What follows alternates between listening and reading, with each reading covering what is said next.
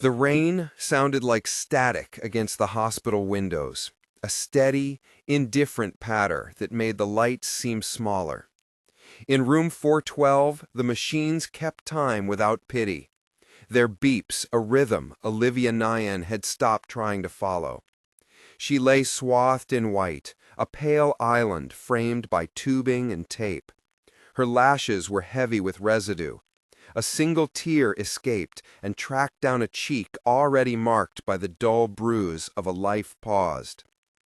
Daniel stood at the foot of the bed in a dark suit that made him look both formal and absent. He had the certainty of someone used to doors opening for him, boardrooms, black-tie galas, press rooms. He had come in earlier with flowers and a practiced sorrow. Now he adjusted his cuff. He said something too soft for the monitors, and, with the economy of a man who measured his affections, turned and left. Olivia watched him go the way you watch a door close when you have only one small thing left to hold on to. Her hand flexed against the sheet, searching for a familiar weight that wasn't there.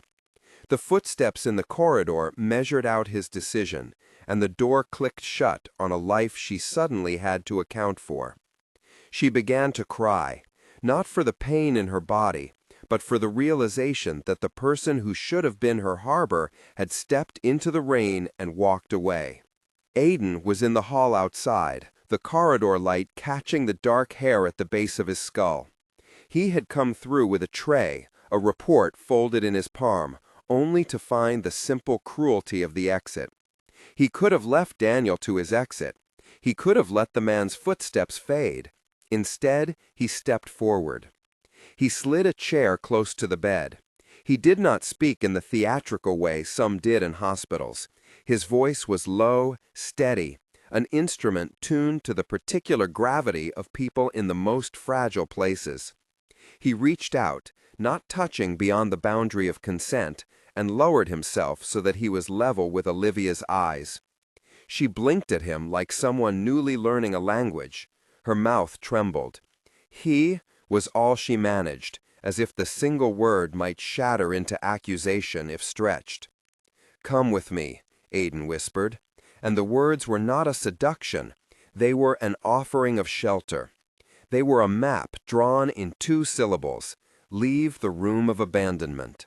Step somewhere where someone would stay. They carried the weight of a promise the hospital could not make. He pulled the curtain a fraction for privacy. The hum of the ventilation, the distant trolleys, the smell of antiseptic, everything receded into an awareness that they were 2 people alone under a fluorescent sky. The admission forms, the insurance lines, the headlines, none of it mattered for the slow, careful decision that hovered between them. Olivia looked at him. A tide of something like relief and fear moved through her face. He loosened the old dressings at the edge of her collar with fingers that moved as if remembering kindnesses he had once been given. The gentleness was professional, not theatrical. He did not narrate his purpose. He kept his eyes on her, on the fair trembling of her hands. When the bandage came away, there was an intake of breath from both of them, small and sharp, like the moment a breath catches on a cliff. A name on an electronic chart, a small notation about an unlabeled vial, the details in medicine that usually read like a second language, beginning to line up into meaning. For Aiden, the flicker of recognition was instantaneous. Things in the bed did not match the story Daniel had offered. Wounds that should have been tended differently were wrapped in a way that suggested haste, or worse, design. He could not know all of it at once. He only knew enough to be a man who would not stand aside. If that small scene, the whisper, the loosened bandage, the first faltering breath, grips you, and you want to follow the rest of their path, subscribe. There are 1,000 ways a life can break, and a few very particular people who know how to walk with you through the shards. After the curtain fell, after the faint light in Olivia's pupils steadied into attention, Aiden moved with the quiet insistence of someone who had already decided to stay. He called Jake. He asked the head nurse for the supply logs without fanfare. He didn't shout. He did not need to. The hospital had a way of making itself heard. Olivia's awakening was not cinematic. It was a series of small returns. A flutter behind an eyelid. A finger finding Aiden's hand and squeezing, not out of gratitude so much as the ancient, blunt need for human contact. She learned to nod, then to form single syllables, then words. She tasted water from a straw like a person discovering a map for how to be inside herself again. The sheets were still the same, but the world beyond them was beginning to rearrange. The unmarked vial turned out to be real. It lived in a cardboard tray behind the linen closet like an embarrassed secret. It was small and anonymous, the sort of thing designed to disappear into a drawer. When Aiden lifted it, he felt a metallic cold against his palm and an immediate clarity. He did not pretend to be a detective. He did what physicians could. He noted, he recorded, and he secured what he could for the people who might later need to know. Jake took it to the lab, as if the two men were passing a baton. The lab was the only place that still promised certain answers. Jake had been Aiden's friend since residency, a wiry man with a dry laugh and a moral stubbornness that matched Aiden's. He moved the vial under the fluorescence with the kind of reverence usually reserved for heirlooms. He worked faster than the protocol should allow because some things do not permit waiting. The result was a whisper of proof, a sedative, low dose, the kind that would smooth the edges of consciousness until a person became compliant, soft around the edges of protest. It was not an overdose. It was surgical in its intention. The discovery settled on Aiden's shoulders like a presentiment. Someone had meant for Olivia to be subdued, not saved. Security footage was the next frame in the mosaic. Hospitals ran their cameras for more reasons than care. Insurance, liability, the pulsing bureaucracy that kept private spaces from becoming lawless. Aiden went to the security office with the cautious audacity of a man who knew to ask softly, to make it personal. The guard was young and relieved to be asked for something other than a complaint. 2:40 in the morning, Aiden said. Hallway C. Jake pulled up the grainy feed and froze the frame. In the static smear of a midnight corridor, a man with a familiar silhouette handed a small item to a nurse. The clip ran again. A note passed under breath, a closed fist, a hand that did not linger. The angle was unflattering, ineffably small, but the suit, the stance, the slight careless tilt of the head had an authority even the pixels could not conceal. Aiden's stomach clenched. He replayed the clip until the room felt like a container for nothing but movement. He took a still. He labeled it. He copied it. He sent the images to a secure folder, and then he closed his laptop like a man putting down a live thing. The hospital had its own gravity. Margaret, head nurse and guardian of institutional reputation, moved like a fastidious tide against Aiden's current.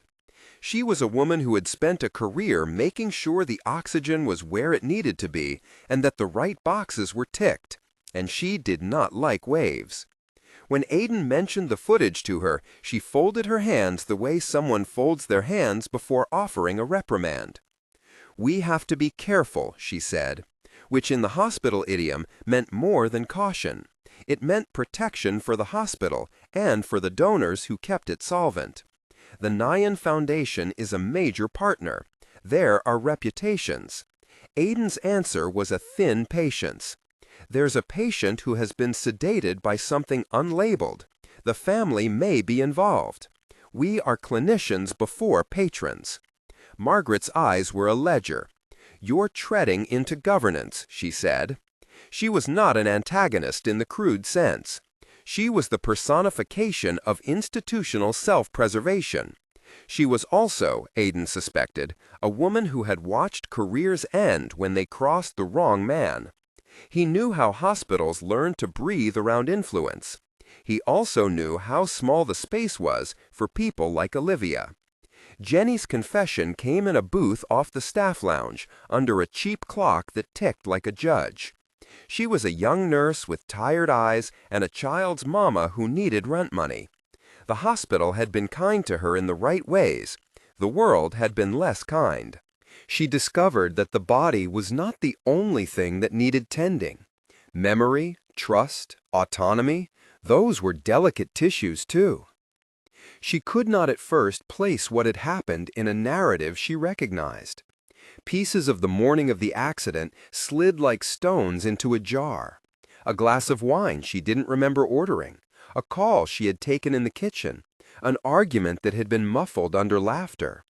When she realized she had been kept quiet, not by sleep, but by something placed quietly into her drink, anger arrived like a blue flame. It was not dramatic, it was precise. She felt the theft of agency with an almost surgical clarity. That clarity steered her to two conclusions. First, that she had to understand who would benefit from her silence. Second, that she would not let her life be claimed by the man who had chosen an exit instead of a vigil. Aidan shielded the line between care and investigation with a discipline he took seriously. He copied files, he documented, and he left fingerprints on nothing that would compromise Olivia's privacy. The small legal peculiarities were not his field, but he knew how to curate evidence so that it would mean something when it met a courtroom. He worked with Jake to secure backups, secure both in a technical sense and in the human sense, copies given to people he trusted.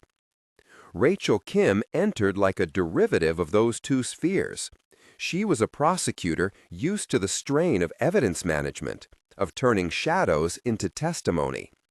Aidan introduced her to the case with no theatrical flourish. He gave her the still frames, the lab results, the notes from Jenny. She sat in the conference room and listened as if the details were a composition she had to learn to play. Her questions were exact, her face thoughtful. She was the kind of lawyer who believed in process, in letting proof stand on its own. "You'll get pressure," Rachel told Aidan when they walked under a bare light in the stairwell. "From counsel, from the foundation, from people who will try to make this a civil problem, not a criminal one. Keep the chain clean." Aidan nodded. He had never considered himself heroic. He had been a physician because it allowed him to be present for the unruly fact of people's lives. But the case began to drag him into other shapes. He took to walking the hospital in the small hours, listening to the building breathe. Sometimes he thought of Olivia's life once the headlines faded. Sometimes he thought of how many small clinics there were in the city where people like Jenny went unknown and impoverished. The thought lodged like a seed. Olivia watched from the slow vantage of recovery and began to see the outlines of her life in a different light. The company she had inherited, one that had been her father's and then hers, had become a machine that made people around her either worship or fear. She had always believed money was a tool. Now she began to suspect it had been a hedge against intimacy. She found herself wanting to dismantle parts of it, to reframe what success meant. The thought terrified her as much as it excited her. The press arrived in the hospital like flies. They were disciplined, hungry. A photograph of her bed made the front page before she had her first lucid conversation about her right to privacy. Daniel used the press like armor. He presented a version of himself that the world liked. A man who stood in measured grief, who questioned the circumstances without naming himself. He released statements, gave carefully neutral interviews, and hired PR to speak of the family's privacy. Behind his public posture, Aidan began to see a pattern of influence. Donations redirected to quiet projects. A hospital committee meeting delayed until board members could be pressured. A vendor contract renewed with suspicious swiftness. Everything he saw was consistent with someone who did not like his motives being questioned and who had the resources to keep them from being examined closely. Jenny's confession, when it reached a point where she could accompany it with credible contingency, became a hinge. She agreed to an interview with Rachel, her voice quavering, her story full of the small humiliations that had made her vulnerable. She spoke of a fear, of losing her job, of being blackballed, of a father in debt. She spoke of a payment, of a man's hand, of a whisper that felt like command. She did not speak of Daniel as a monstrous villain.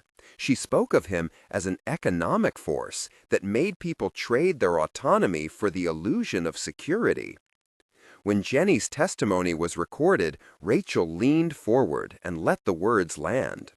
"We will protect you," she promised, in the modest way prosecutors promise the vulnerable. It was not a vow that fixed everything, but it was a bridge. Margaret watched this with a ledgered stare. She was not blind to the narratives that would unfold. She knew what it meant to have the hospital dragged into the muck. She tried for compromise. Internal review first, sensitivity briefings, an explanation that kept donors comfortable. She tried to avoid a public spectacle. To Aiden, she read like a woman trying to protect the institution from the wreckage caused by the very people who had propped it up. Aiden could have left the case to Rachel and to the slow, clean hands of the law.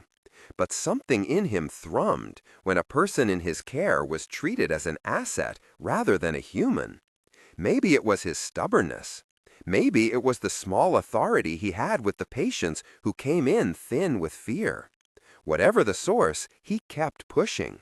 He found himself in the quiet corners of the hospital, rearranging paperwork, copying files, speaking to security operators, moving like a man gathering string to tie a box closed. Olivia watched Aiden at work with a complicated gratitude.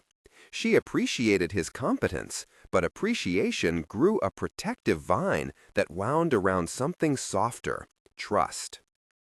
She noticed the way he did not make declarations in front of her. He did not say things like, "I will take care of you," with the theatricality of soap operas. He showed it instead by doing the small, unglamorous things: standing guard during a particularly invasive test, signing an extra consent form that allowed her hospital advocates to stay, making sure that no one walked into her room with a camera. Her first words of consequence after she regained a measure of control were quiet and fierce. "I want to know who did this," she told Aiden, when the hospital light had thinned to the blue of evening. The monitors made a lullaby behind her. Her eyes were steady. Aiden said, "We will find out." The investigation congealed around a handful of facts: the vial, the footage, the confession, the pattern of influence. Each piece was a low-lit photograph that together suggested design. Aiden and Rachel worked to build a narrative that a prosecutor could use.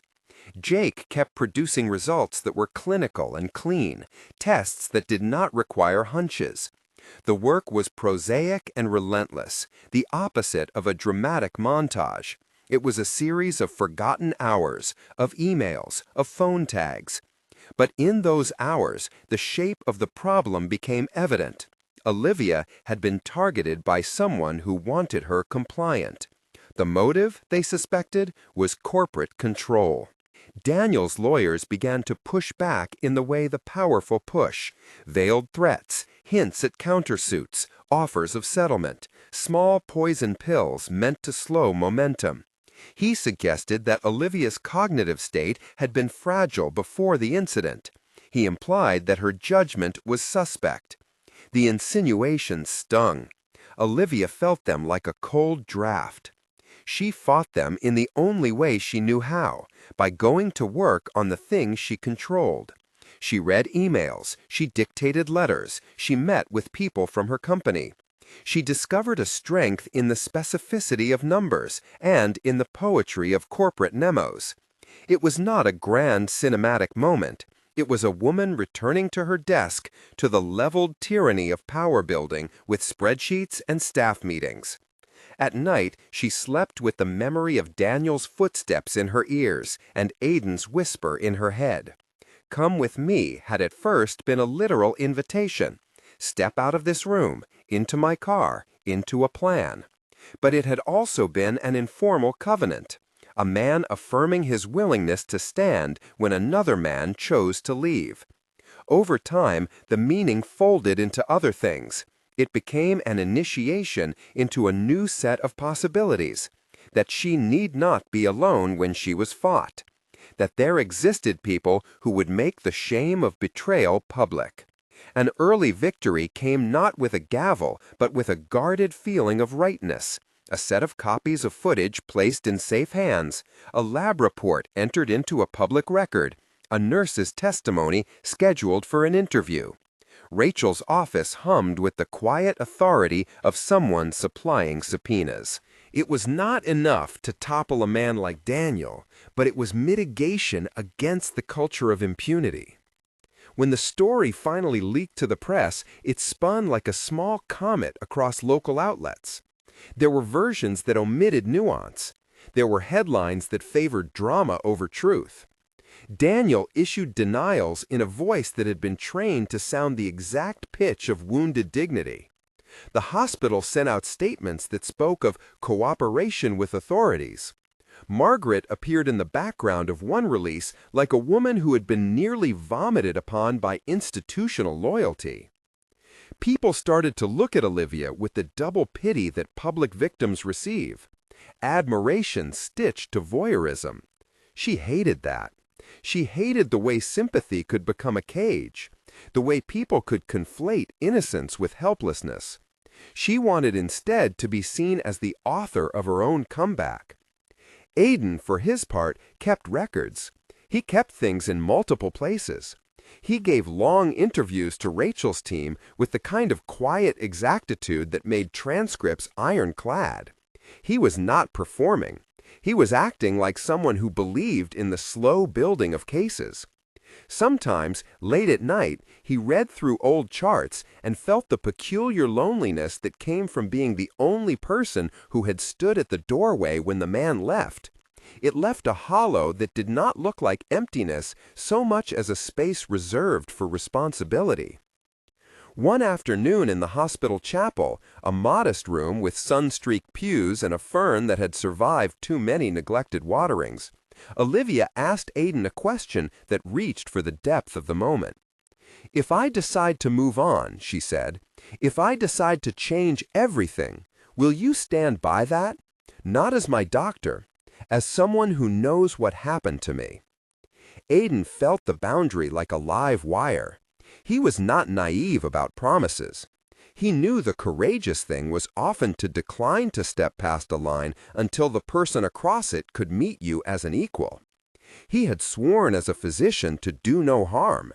He had also been a man who, in the lonely hours, thought about what it might mean to be trusted by someone like Olivia. "I will stand," he said, "but not until you are free to choose." His voice was even. He wanted to give her the shape of safety without confusing it with possession. She nodded, and a corner of her mouth did something like a smile. It was a fragile thing, like a plant leaning toward light. She liked him for the way he held small, necessary truths rather than making grand gestures. They did what they could in the public sphere. Rachel prepared subpoenas. Jake cataloged his tests. Aiden built the medical timeline. Privately, they also found ways to protect Olivia from being exploited. Press handlers who filtered questions, legal pads that wiped away invasive assumptions, a quiet agreement between them that nothing would be rushed. The tension came not from the absence of progress, but from the weight of the response. Daniel's lawyers moved with predictable efficiency. They filed motions to limit the footage, to question chain of custody. They hinted that jumping to conclusions was the kind of reckless behavior that could ruin innocent people. Their filings read like someone rearranging a chessboard. A week before the prosecutor's office felt ready to file charges, something new arrived. An anonymous envelope slid under Aiden's office door in the rot of a hospital night. Inside was a single photograph taken from a distance, a shot of Olivia leaving the hospital on a bright afternoon, flanked by two men in dark coats. The men's faces were not fully visible, but their posture suggested surveillance rather than courtesy. On the back of the photo, in a handwriting that was steady and spare, were three words: "Not over yet." Aiden kept the photograph in his drawer, and for the first time in weeks he felt a real current of fear. It did not feel like the fear of private men. It felt like the slow, methodical cold that comes before a planned violence. He took to checking the hospital exits. He called in extra security when Olivia had appointments. He asked Rachel to speed the case if she could. She could not always hurry the wheels of justice, but she could prepare to move quickly when they gave her an opening. Olivia, when she saw the photograph, because Aiden put it where she could see it, and because she had earned the right to know, did not flinch in the way people expect. She did not go white and faint. Instead, she folded it and slid it into her own file. "Then we make them know they are seen," she said. It was an odd sentence from a woman on a hospital bed, but it spoke to the slow reclamation of control. The last scene of this part of the story was not an ending so much as a hinge. Olivia's discharge papers were signed in a thin crowd of hospital administrators, lawyers, and Rachel's photocopied assurances. She emerged from the automatic doors into a blue-silver late morning. The rain had stopped. The city smelled like wet concrete and possibility. Cameras lurked at the curb like expectant animals. Daniel watched from across the street, flanked by counsel, his face a study in composure. Aiden walked beside Olivia as she stepped into the light. He did not put a hand on her that was more than protective. The world around them took photographs and spun headlines. She adjusted the small scarf around her throat, an insignia of someone reclaiming her clothes, and through them her choices. They did not notice at first the dark SUV that idled 2 cars down, its windows black. They did not notice the man in a cheap coat who watched their exit the way someone reads a page they hope to ruin. They were busy with the more urgent miracles of breath and step and speech. They were busy with the messy human work of moving from a bed to a world where choices had weight. Aiden felt that old familiar current, responsibility, coagulant and sure. He zipped Olivia's jacket with a thumb that was all business. He did not promise more than he could ethically provide. He did, however, carry a resolve in his chest the size of a rumor. As they moved toward the car, Rachel's call came through. She said one sentence that tightened the air. "We have a date." It was not a triumph. It was a summons. It was the kind of sound that makes people straighten their shoulders. Olivia smiled then, not because she relished the coming confrontation, but because she had learned to meet the world again. She looked at Aiden with a steady gaze that no longer trembled with abandonment. She had a life to reclaim. She had allies. She had enemies whom she intended to confront. Behind the tinted glass of the idle SUV, a figure straightened and dialed a number. The man listened and nodded. The hospital and its small dramas were one page in a ledger that would pay in ways beyond medical charts. He folded the receipt of instructions back into his pocket. They could not know it yet, the three of them. The patient who had learned to speak again, the doctor who refused to let a patient be erased, the prosecutor who moved bureaucratically toward justice. That there were forces aligning that did not respect the civilized rules of court. The photograph in Aiden's drawer waited like a small accusation. The world was about to tilt into a louder phase. For now there was sunlight and the city, and a woman taking each step on her own terms. For now there was the faint metallic taste of vindication on Aiden's tongue. They were on the verge of a battle that would not end in a single scene. But the entirety of the small daily choices had already done half the work. They had made a pact with truth. Aidan closed the car door and sat across from Olivia as the driver eased them away from the hospital. In the rear view, the facade of the building softened into an architecture of memory. He put his hand on the document folder in his lap, feeling the weight of reports and photographs and legal notices. The road ahead was longer than either of them could see. It had more turns, but it also held the possibility that a life could be rebuilt not by hiding from the storm, but by building something that would shelter someone else when rain came. He remembered the whisper, soft, urgent, when the man had left her in that room. "Come with me." It had been an invitation to safety. It would become, in the days to come, an insistence that they both stand and fight. They drove in a quiet that was not empty, but full of preparation. The kind of silence that belongs to people who have learned to carry news like luggage. Outside, the city moved on. Taxis threaded lanes, a lamplighter of late afternoons dipped a cone of gold into a bus shelter. Inside the car, papers rustled. Olivia folded one sheet and then another, her fingers learning a steadier rhythm. The date Rachel had given them was a marker. It organized the days that came after, like the spine of a book. Between then and now, there were motions to answer, evidence to secure, interviews to sit through, and the thin endurance of waiting. Aidan kept a calendar on his phone that looked more like a map of obligations than a map of life. He arrived at the office before dawn and left after the lights in the administrative wing blinked out. He moved through the work with a quietness that felt deliberate, small acts, each one a seal to close a wound. Jake's lab produced more than chemistry. It produced a narrative the court could read. He documented chain of custody with the fastidious hunger of someone who understood that science could be weapon and shield. Each sample was logged, photographed, double-stored. He sent encrypted copies of results to Rachel and kept the originals in a safe across town. The sedative signature was narrow. It was the kind of thing that did not leave a dramatic stain, but in the language of forensics, it spoke clearly. Someone had meant to calm resistance, to make argument unnecessary. Margaret, who had at first been the hospital's slow-tilting bulwark, became an unexpected axis in the case. After long nights of ledger consulting and legal pressure, she called Aidan.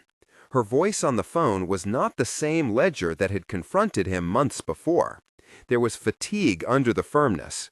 There was a woman distended by the cost of protecting institutions at the expense of people. "I can't hide what I know," she said, and the sentence was less a confession than a relief.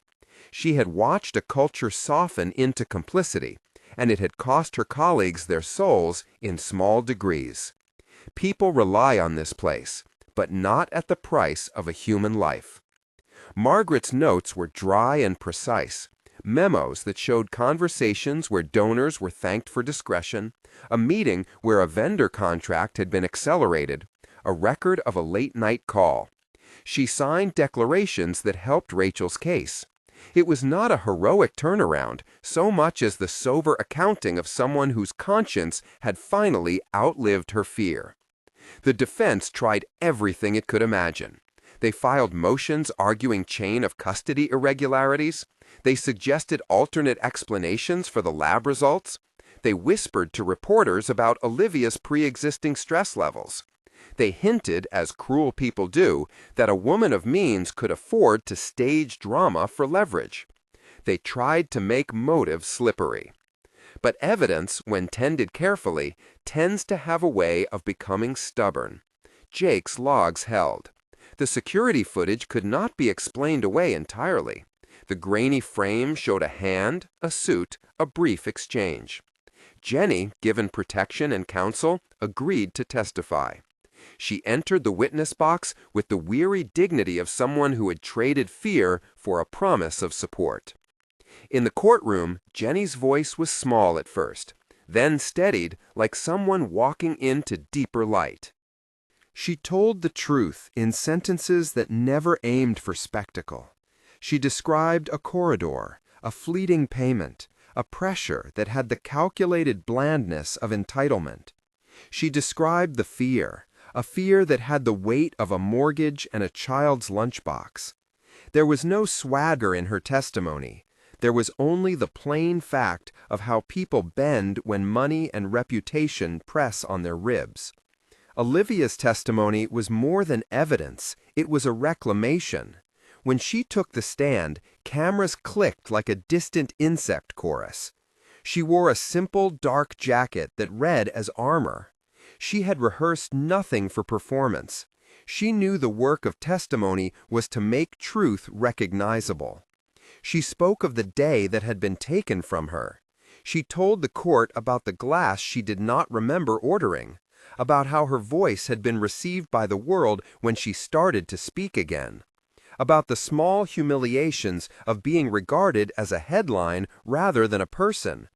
She spoke without rancor about Daniel, no melodramatic hatred, just a clinical cataloging of decisions that had been cruel. She described the sensation of agency stolen and of the odd, bright clarity of rage that followed. When she described looking up and seeing Daniel's back as he left the room, the hush in the courtroom deepened like a bowl filled. Defense counsel tried to unpick her credibility, to frame her as a stressed executive prone to dramatic interpretation. Their questions were designed to distract, but Olivia answered with a steadiness that surprised even herself. She had learned in the hospital to count breaths, to name facts, to refuse rhetoric that could be used against her. When she said simply, "I want what was taken from me recognized," the words arrived like a verdict in miniature. Rachel's cross-examination knifed with the same calm force she had brought to interviews in the hospital. She laid out the chain of custody for the vial.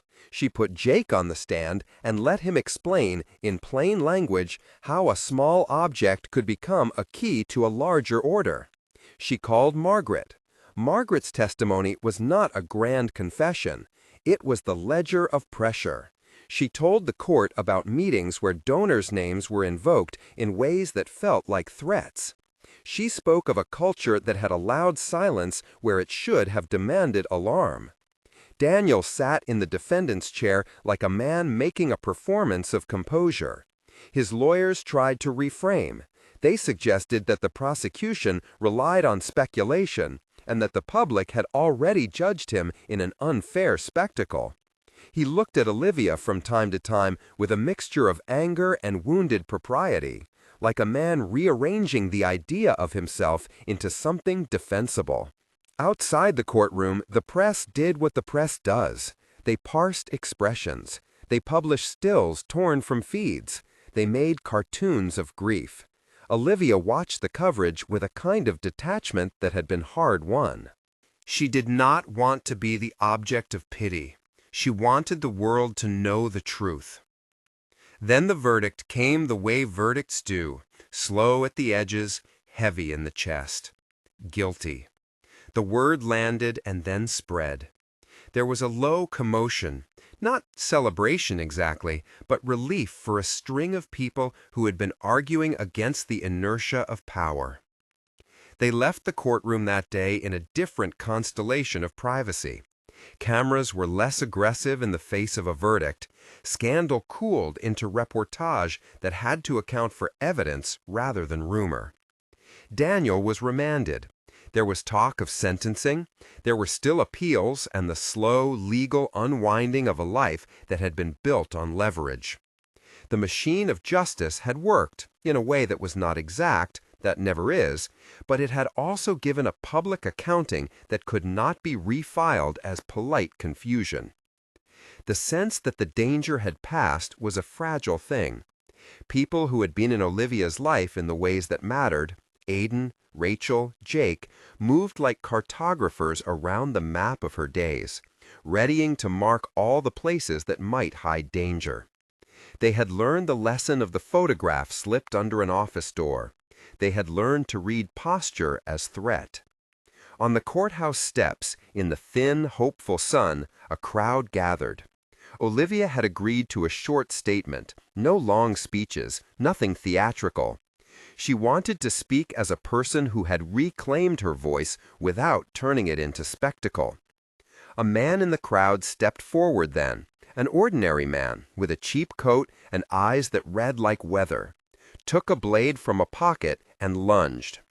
The motion was too quick for anyone to think of it as anything but immediate danger. Newspapers later would splice the frame into stills and insert commentary. In the moment, it was only motion. Aiden's reaction did not feel like thought. He moved as someone who had rehearsed action in small ways 100 times. A hand on a shoulder, a voice raised to calm, a body closing a space. He intercepted the lunging figure. There was the sound of a scuffle, a harsh metallic rasp. Aiden felt a hot wind across his forearm. When he saw the blade, it had a red smudge at its tip, an honest human accident of violence. He pulled Olivia back. He felt the graze across his palm, the shock of skin rent. He smelled iron and rain. Someone screamed. Someone else did not. Security, previously instructed to be especially vigilant, dove into motion. Local officers restrained the attacker. The blade clattered to the pavement. The crowd thinned like a breath exhaled. Olivia stood very still. Her hands were steady at her sides. The moment had been small in its brutality, but enormous in its meaning. She had been the target. She had been, by this time, practiced in not being surprised by the world's cruelty. But she had also been practiced in recognizing who would stand for her. Aiden's arm bled. It needed stitches, but the wound was not fatal. The injury was a punctuation mark, proof that the line between advocacy and danger is sometimes crossed with the cost of flesh. He let paramedics examine him. He let them bind his arm. He met Olivia's gaze and found in it something that had always been there underneath the relief and the fear: gratitude tempered with a consideration for what would be ethical and right. At the hospital, they made sure protocol was followed.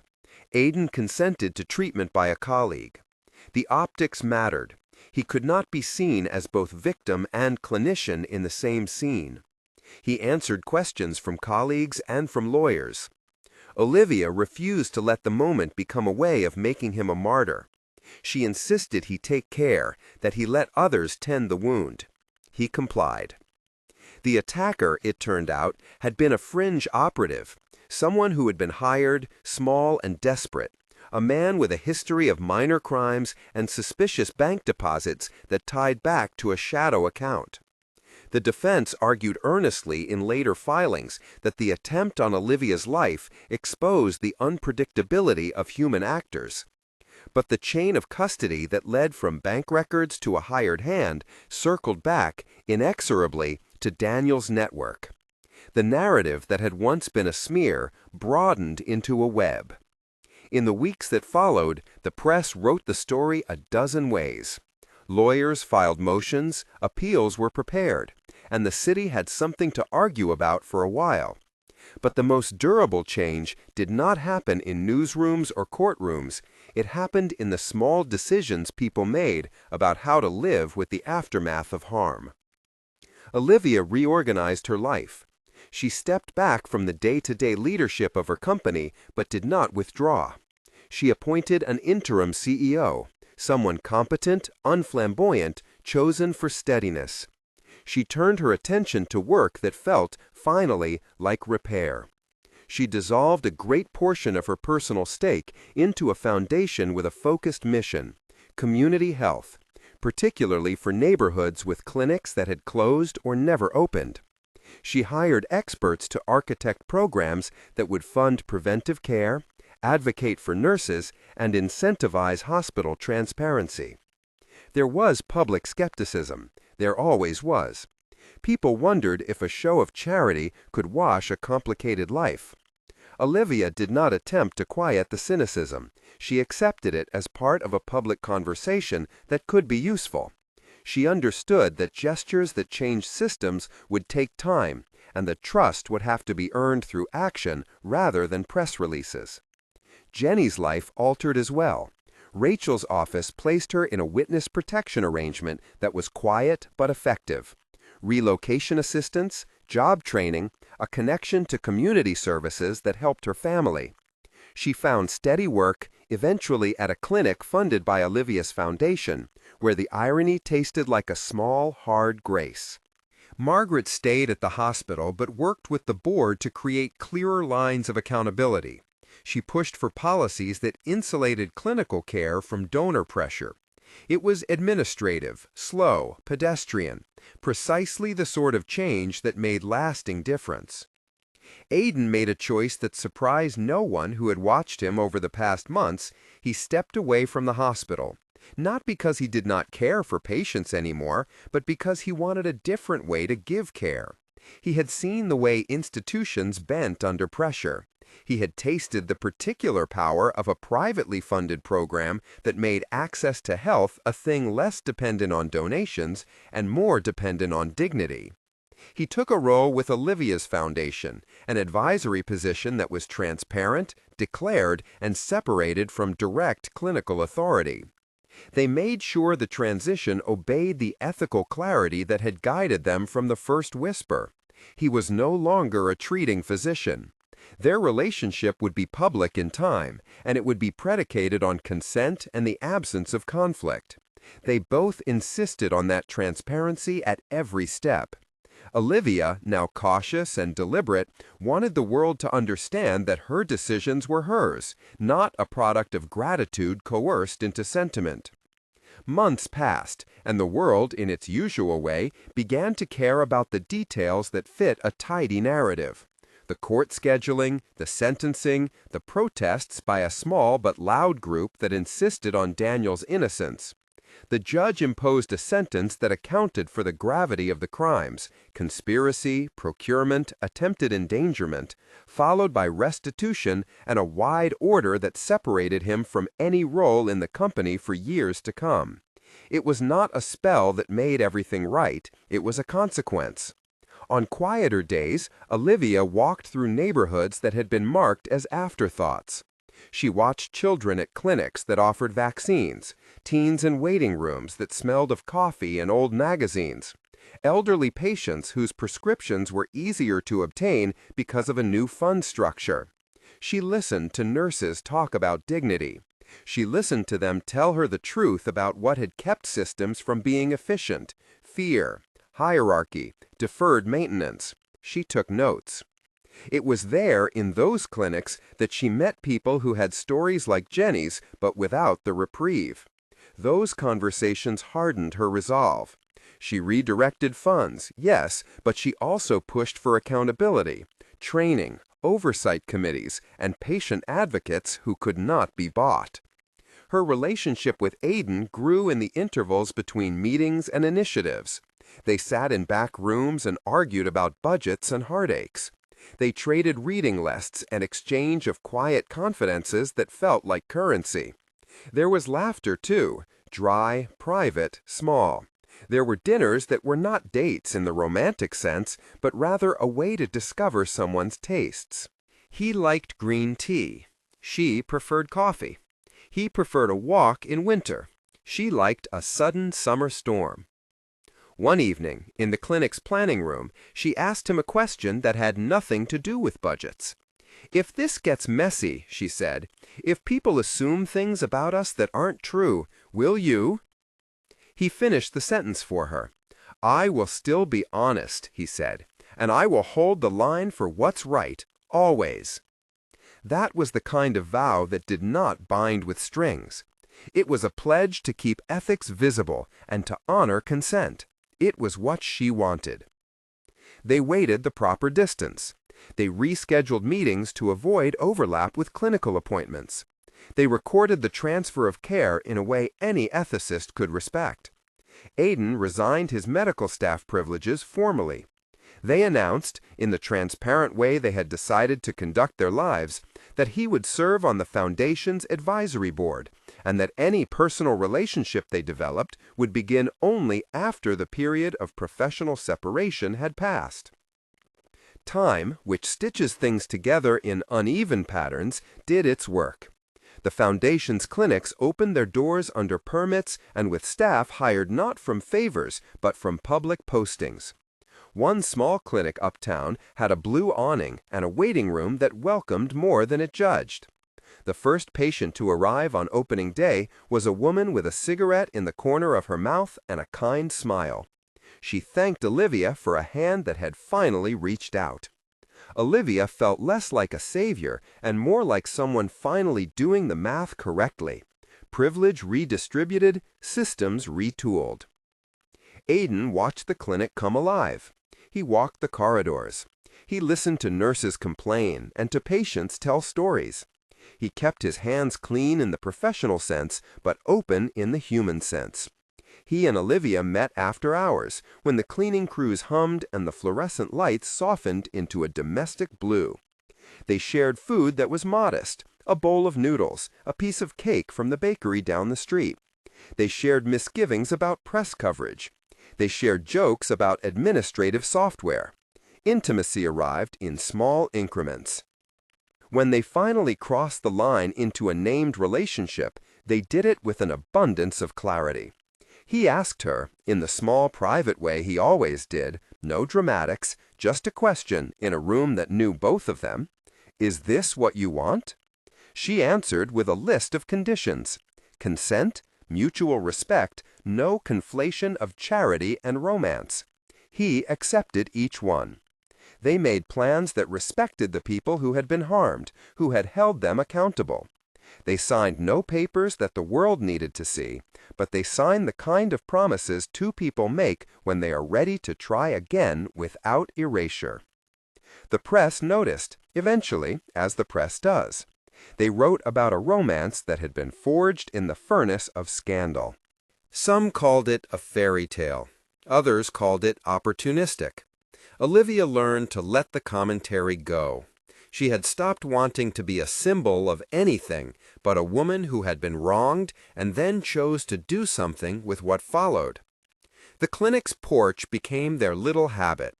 It had a squat bench and 2 chairs. It had a view of the street where children raced scooters and where a vendor sold pineapples on hot afternoons. They would sit there at the end of a long day and watch the light change. The conversations were not all small. Sometimes they were full of policy and frustration. Sometimes they were patient stories. Sometimes they were confessions about fears. On the day they decided to make a deeper commitment, they did it not before cameras, but before the clinic staff and a handful of people who had been quietly crucial: Jake, Rachel, Margaret, and Jenny. It was not a wedding spectacle. It was a promise, made in a room that smelled faintly of disinfectant and coffee. They did not marry in the church of public opinion. They married in a modest ceremony that respected the timeline everyone had insisted upon. She had been free to choose. He had not held the role of caregiver for months. The vows they exchanged spoke of partnership and of building structures that would outlast them. Olivia did more than give money. She financed training programs for nurses, scholarships for lab techs, and an endowment that funded an ethics officer in hospitals that accepted donations. She insisted on policies that stripped donors of direct operational control. She sat on panels, spoke at conferences, and sometimes, when the cameras were not rolling, she went back to small clinics to administer aid and to listen. Daniel's appeal sputtered and was denied. He faced public accounting and the substantial costs of legal defeat. In quieter moments, he appeared in comments, defensive and small, the picture of someone who understood control only in its material forms. He faded from boardrooms and from social calendars. The loss did not restore the people he had tried to render obedient, but it did offer a demonstration. Influence has limits, and consequences can arrive even for those who once assumed they did not. Years later, the clinic porch was a place that collected weather. It warmed into the shallow patina of habit, chairs worn in a small pattern, a potted plant that refused summer and winter in equal measure. The city around it changed. Storefronts turned into new storefronts. People who had been patients became volunteers. Nurses who had once been frightened rose into management. Jake became director of a small community lab that serviced several clinics with pride and an insistence on quality. One evening at sunset, after the clinic had closed and the staff had eaten stew in the common room, Olivia and Aiden sat on the porch. The light pushed the shadows long. The sky burned a thin orange that felt honest, like a truth that did not need editing. They held hands, not the performative clasp of people who wanted to be seen, but the firm contact of two people whose lives had been remade by decisions. Olivia's fingers turned his. She looked at him and then at the small building that had been a long dream folded into blueprints and meetings and endless advocacy. "We did it," she said. Her voice was neither triumphant nor weary, just true. He laughed softly. "You did most of it," he said, and she elbowed him. "You were good at keeping the lights on in places people didn't think to check." They let the laughter live for a moment, like a shared currency. Then they fell into a companionable silence. There was the faint chorus of distant traffic, the smell of tea cooling in a thermos, and the feeling that something important had finally learned to hold. At the edge of the porch, the setting sun cut a bright line across their joined hands. The world behind them contained headlines and courts and the memory of a man's back leaving a hospital room. But in front of them was the small, stubborn work of repair. The clinic that opened its doors on time, the lab that returned exact results, the nurse who finally felt safe to speak. Their story did not erase the harm that had been done. It did not make everything right. But it had changed the ledger. It had turned a private betrayal into public accountability. It had redirected wealth into people who needed it. It had allowed two cautious, honest people to build something that outlived them both. When the sun sank past the roofs, they rose and walked back inside. The lights in the clinic were dimming. Someone had turned off the waiting room lamps. They passed a poster on the wall that read simply, "Care without condition." Olivia smiled. Aiden squeezed her hand. If you've been moved by stories of courage and repair, consider subscribing. There are more stories waiting. They stood in the doorway for a long moment, watching the city blink awake into evening. The porch light hummed. Their fingers remained intertwined, a small, steady proof that the work of healing is sometimes scandalous by its insistence on justice, and sometimes ordinary by its insistence on showing up. They closed the door behind them and walked together into the clinic, into the small, persistent work that would keep the light on for others who needed it.